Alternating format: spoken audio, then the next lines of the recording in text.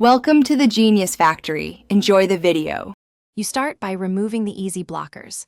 Swipe down or up to open Control Center and make sure rotation lock is off, so the screen can return to portrait.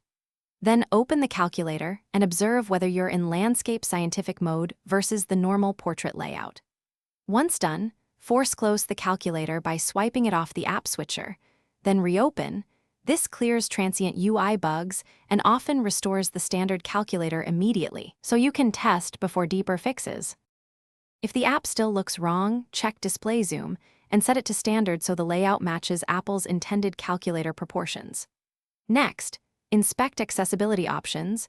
Zoom, voiceover, and reachability can change how the interface behaves. Turn them off temporarily to see if that returns the normal calculator. Then make sure iOS is current by installing any software update.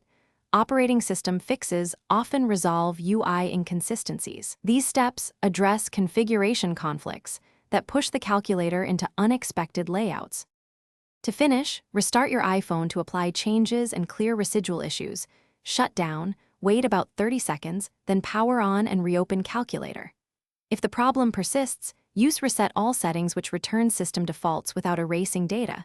This often repairs stubborn UI misconfigurations. Make sure you have a backup before broader resets. Troubleshooting tip: if nothing works, check guided access or reinstall recently added apps that alter gestures. Disabling those commonly restores normal calculator behavior without further steps. Thanks for watching. If you found this helpful, don't forget to like and subscribe.